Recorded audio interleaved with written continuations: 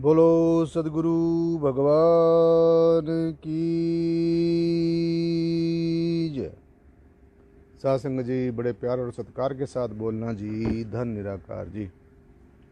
आओ सासंग जी, आज का जो ज्ञान चर्चा है वो शुरू करेंगे, और शुरू करने से पहले सदगुरु भगवान के पावन श्री चरणों में बेनती करेंगे कि हे सदगुरु, आज की ज्ञान चर्चा सुनने और सुनाने का हमें जो है वो सौभाग्य प्राप्त हो।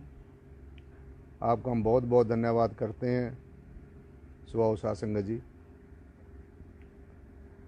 आदि गुरु नमस्कार निराकार, श्री सतगुरु चरण योत प्रोत परवेश, एक अनेक विस्तार रब नमस्कार, बूटा चरण घट घट में परवेश। धन धन मेरे सदगुरु पूर्ण गुरु महताब, बार बार करूं वंदना नमस्कार हर बार, बार बार करूं वंदना नमस्कार। आप नयाते जगत में जल मरता संसार, जग तारण को आ गए मेरे पूर्ण गुरु महताब, जग तारण को आ गए लक्ष्मण सिंह महाराज, जग तारण को आ गए सदगुरु प्रियतम नाथ। सासंग जी, बड़े प्यार और सत्कार के साथ बोलना जी। धन निराकार जी। आओ सासंग जी, आज की जो ज्ञान चर्चा है वो आज इसी बात से शुरू करेंगे कि परमात्मा क्या कोई निर्जीव चीज़ है, परमात्मा कोई जड़ वस्तु है, या परमात्मा कोई सजीव वस्तु है। आज इसी चर्चा के साथ सासंग जी शुरू करेंगे। तो सब ने बड़ी तवज्जो के साथ, बड़े ध्यान के साथ आज की ज्ञान चर्चा का श्रवण करना है जी। सो अगर हम ज्ञान और विवेक की दृष्टि से सासंग जी देखें, एक तो हमारी संसार की दृष्टि होती है और एक फिर ज्ञान की दृष्टि होती है। ज्ञान की दृष्टि में और संसार की दृष्टि में फर्क होता है।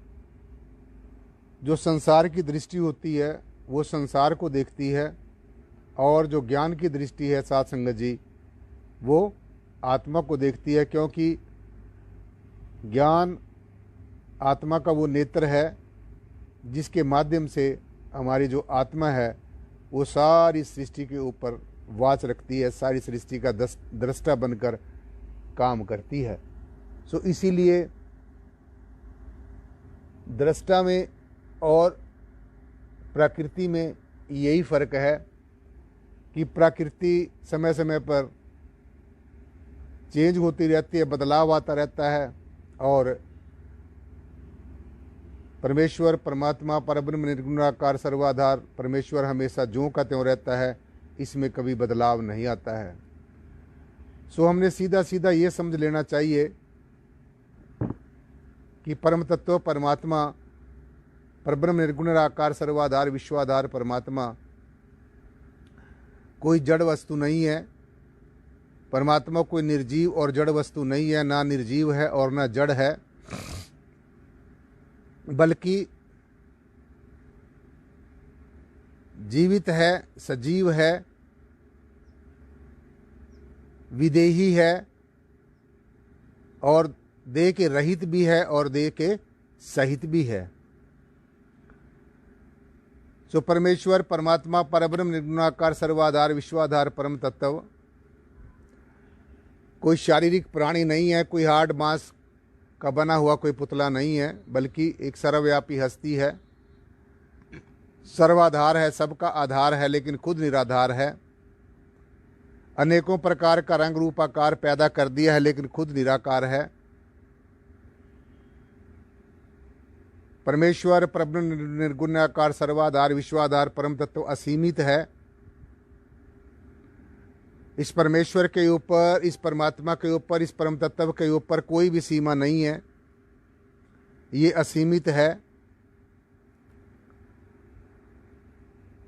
और इस परम तत्व को छोड़कर, इस परब्रह्म निर्गुण निराकार सर्वाधार विश्वाधार परम तत्व को छोड़कर जितना भी इसके अंदर दृष्टिमान जगत है, साथ संगत जी, रंग रूप आकार प्रकार की जो वस्तुएं हम लोग देख रहे हैं, वो सारी की सारी समय समय के अनुसार बदलती रहती हैं और समय समय पर उनमें बदलाव आता रहता है।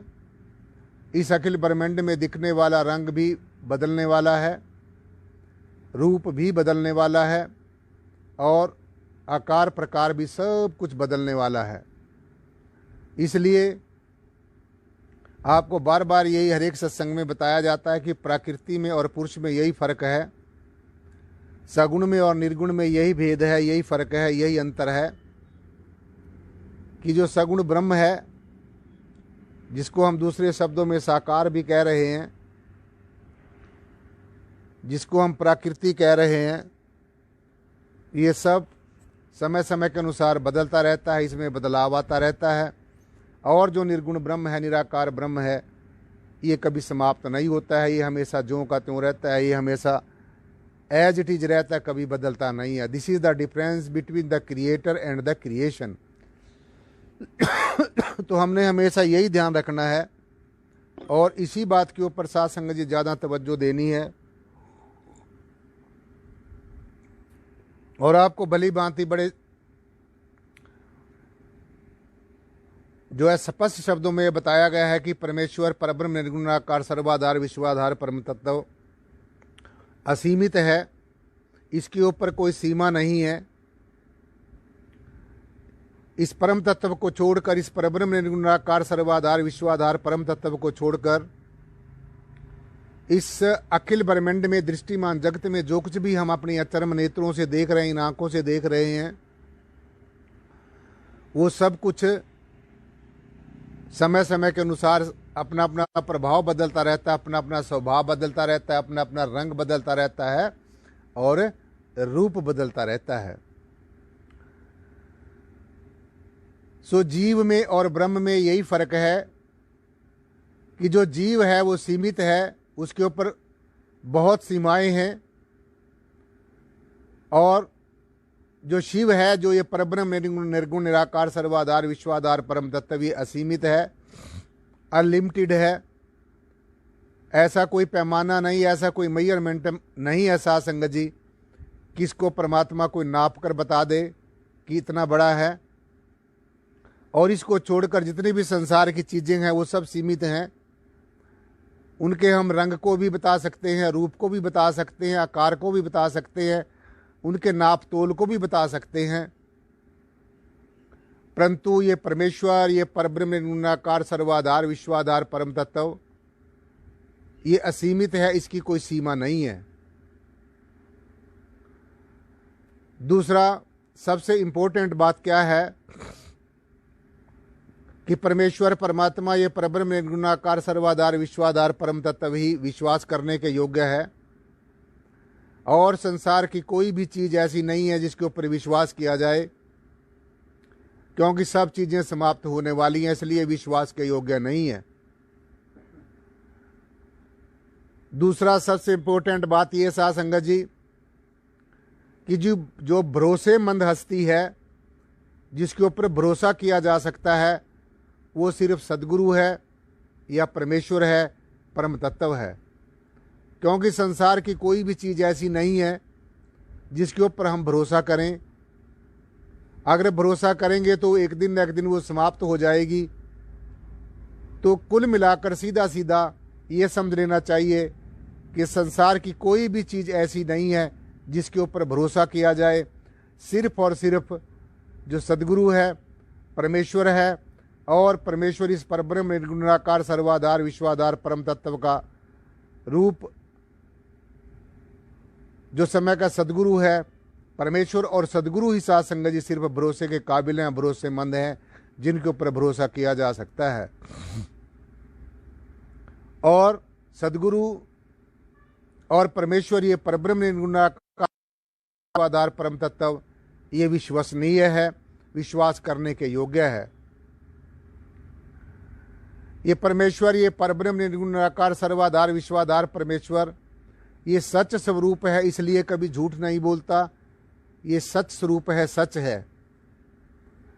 और इस सच के साथ जुड़कर जीव भी साथ संगत जी सत्य हो जाता है, सत्य स्वरूप हो जाता है और तरह तरह की कल्पनाओं से, झूठ से उसका पीछा छूट जाता है, छुटकारा मिल जाता है। जीव झूठ बोलता है और संसार की चीज़ों में विश्वास रखता है, इसलिए साथ संगत जी उसको सुख और झेलना पड़ता है और बाद में पश्चाताप करना पड़ता है। लेकिन परमेश्वर, परमात्मा, ये परब्रह्म निर्गुणाकार सर्वाधार विश्वाधार परम तत्व ये सत्य रूप है, इसलिए अपने आप में ये सच है। चेतन रूप है, अपने आप में ये चेतन है, इसको चेतन करने की जरूरत नहीं है।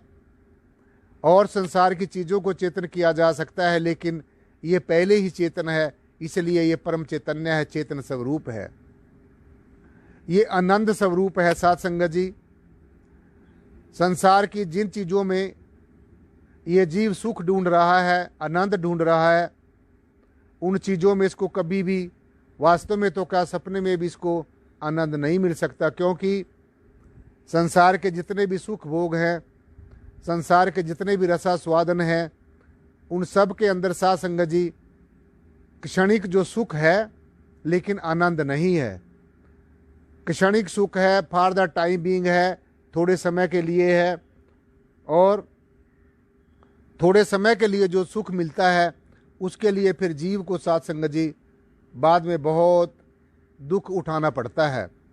इसलिए संसार की सभी चीज़ों में आनंद नहीं है, आनंद सिर्फ परमेश्वर की बंदगी में है, खुदा की इबादत में है। लेकिन ये जो जीव है, ये अज्ञानतावश जो वो क्षणिक सुख है उसको ही साथ संगत जी आनंद समझ बैठता है, और इसीलिए ये संसार में इन क्षणिक सुखों में ये हमेशा फंसा रहता है। सो परमेश्वर कभी भी किसी के साथ अन्याय नहीं करता, इसलिए न्यायकारी कहा जाता है। संसार के सब रिश्ते नाते अन्याय कर सकते हैं, लेकिन परमेश्वर ये परब्रह्म निर्गुणाकार सर्वाधार परम तत्व साथ संगत जी कभी भी किसी के साथ अन्याय नहीं करता, सबके साथ न्याय करता है, क्योंकि ये न्यायकारी है। और हमेशा संसार की सब चीज़ें बदलती रहती हैं, लेकिन ये परमेश्वर, ये परब्रह्म निर्गुणाकार सर्वाधार विश्वाधार परम तत्व हमेशा ज्यों का त्यों रहता है, और ये कभी बदलता नहीं है। इसकी एक साथ संगत जी बड़ी महानता और है ये कि बहुत ही करुणामय है। जीव कितने भी भूलें करे, जान के करे चाहे अनजाने में करे, लेकिन भी ये परमेश्वर, ये परब्रह्म निर्गुणाकार सर्वाधार विश्वाधार परम तत्व साथ संगत जी जीव के ऊपर हमेशा दया करता रहता है। बहुत करुणामय है और बहुत ही दयालु है, कृपालु है। और जीव का अगर उद्धार होगा, सुधार होगा, तो इसी परम तत्व की कृपा से होगा, सदगुरु की कृपा से होगा, जो समय का सदगुरु है उसकी कृपा से होगा, और जो ये परमेश्वर है इसके अनुग्रह से होगा। और संसार में साथ संगत जी कोई भी ऐसी वस्तु नहीं है जिसके माध्यम से जीव का सुधार हो जाए, उद्धार हो जाए। उल्टा संसार की जितनी भी वस्तुएं हैं, जितने रिश्ते नाते हैं, उनमें ये जीव लंपट हो जाता है, उनमें फंस जाता है, और जो इसका मोक्ष और मुक्ति का जो साथ संगत जी सपना है वो साकार नहीं होता। सो परमेश्वर के होने के कितने उदाहरण मैंने दिए हैं। सूर्य साथ संगत जी परमेश्वर ने बनाया है, जो हम सबको रोशनी देता है, ऊर्जा देता है। चंद्रमा परमेश्वर ने बनाया है, जो हम सबको शीतलता देता है। और इसकी बहुत बड़ी महानता ये है साथ संगत जी कि भटके हुए जीवों को, जो संसार में किसी न किसी कारणवश, किसी लोभ के वश होकर, किसी विषय के वश होकर, और किसी भी संसार की आसक्ति और आकर्षण के वश होकर अगर जीव संसार में फंस जाता है साथ संगत जी, उसको सही मार्ग पर चलने की सदगुरु प्रेरणा देता है, सदगुरु के रूप में परमेश्वर प्रेरणा देता है। सो इसलिए इस जय श्री प्रियतम निर्गुण निराकार सर्वाधार के ऊपर जो विश्वास करते हैं, जिनको इसके प्रति श्रद्धा है साध संगत जी, उन पर ये अपनी करुणा में दृष्टि हमेशा रखता है, उनको अपनी करुणा हमेशा दिखाता है। इसके ज्ञान और ध्यान से अंत्यकरण में साध संगत जी जो नकारात्मक विचारधारा है, जो नकारात्मक सोच है, जो नेगेटिव थॉट्स हैं, वो साध संगत जी रुखसत हो जाते हैं जब परमेश्वर की इस परब्रह्म निर्गुणाकार सर्वाधार विश्वाधार परम तत्व की कृपा होती है। सो इसलिए इसकी बहुत महानताएं हैं। इसकी महानताएं साध संगत जी, क्या क्या इसकी महानताएं आपको गिनवाएं, ये अनंत है, इसकी सब चीज़ें अनंत है। इसीलिए हमारे शास्त्रों ग्रंथों में कहा गया है कि हरि अनंत, हरि कथा अनंता। हरि परमेश्वर परब्रह्म निर्गुणाकार सर्वाधार विश्वाधार परम तत्व स्वयं अनंत है और इसकी हर एक चीज़ भी साध संगत जी अनंत है। सो जब ये जीव के ऊपर कृपा करता है तो इसकी कृपा का साध संगत जी यही एक सीधा सीधा प्रमाण है कि जो जीव परमेश्वर में विश्वास रखता है, इस परब्रह्म निर्गुणाकार सर्वाधार विश्वाधार परम तत्व के प्रति जिसकी श्रद्धा होती है और इसका जो साक्षात जो स्वरूप है साध संगत जी, जो समय का सदगुरु है और जो ब्रह्म ज्ञानी है, आत्मज्ञानी है, आत्मवेता है, परम तत्व को जानने वाला है, जो परम तत्व को तत्व से जानता है साध संगत जी, ऐसा सदगुरु है। तो ऐसे सदगुरु की कृपा से जो परमेश्वर का परब्रह्म निर्गुणाकार सर्वाधार विश्वाधार परम तत्व का साक्षात स्वरूप है, क्योंकि जब भी परमात्मा परमेश्वर ये परब्रह्म निर्गुणाकार सर्वाधार विश्वाधार परम तत्व साध संगत जी हमारे बीच में आता है, तो ये सदगुरु का स्वरूप धारण करके हमारे बीच में आता है और अपने बारे में जो इसका रहस्य है, जो परम चरम रहस्य है, उसको साध संगत जी फिर हम सबको ये स्पष्ट करके बताता है और अपने साथ जुड़ने की जो है वो प्रेरणा ये सदगुरु के रूप में ही हमें देता है। सो इसलिए जो मानसिक तनाव है साध संगत जी, जब जीव के अंदर से मानसिक तनाव दूर होना शुरू हो जाए, उसके जो अंत्यकरण में पीड़ा है, वेदना है, वो दूर होनी शुरू हो जाएं, संसार का आकर्षण और जो आसक्ति है, जो संसारिक जड़ पदार्थों के प्रति जो पकड़ है और जो जकड़ है, वो साध संगत जी जब दूर होनी शुरू हो जाए, जीव को जब सुकून मिलना शुरू हो जाए, शांति मिलनी शुरू हो जाए, आनंद मिलना शुरू हो जाए, उसके अंदर की जो पीड़ा है, जो वेदना है, वो दूर होनी शुरू हो जाए, तो समझ लेना चाहिए कि परमेश्वर का मेरे ऊपर अनुग्रह है, सदगुरु की मेरे ऊपर कृपा है। लेकिन इन बातों को हमने बाखूबी सुनना नहीं है, पढ़ने मात्र से ये बातें समझ में नहीं आ सकती जब तक हमारा अपना आप का खुद का अनुभव ना हो, तो तब तक यह परम चरम रहस्य साध संगत जी कभी भी समझ में नहीं आ सकता। सो जब परमेश्वर का अनुग्रह होता है, सदगुरु की कृपा होती है, तो चाहे वो लौकिक जगत के गम है, चाहे अलौकिक जगत के गम है, वो साध संगत जी कोसों दूर चले जाते हैं और जीव आनंदित होना शुरू हो जाता है और जो उसने सपने देखे हैं वो साकार होने शुरू हो जाते हैं। इसलिए ये जितनी मैंने आपको ये लक्षण बताए हैं, अगर आपके जीवन में ऐसे लक्षण हो रहे हों तो आपने स्पष्ट रूप से समझ लेना चाहिए कि हमारे ऊपर परमेश्वर का अनुग्रह है, हमारे ऊपर सदगुरु की अपार कृपा है। और अगर हमारे जीवन में ऐसे अनुभव ना हो, इससे विपरीत अनुभव हो साध संगत जी, तो हमने समझ लेना चाहिए कि अभी हमारे ऊपर सदगुरु की कृपा नहीं है, परमेश्वर का अनुग्रह नहीं है। तो इसलिए जो मैंने आपको लक्षण बताए हैं सदगुरु की कृपा के और परमेश्वर के अनुग्रह हैं। इस परब्रह्म निर्गुणाकार सर्वाधार विश्वाधार परम तत्व का ज्ञान और ध्यान ही साध संगत जी मुक्ति और भक्ति की सीढ़ी है।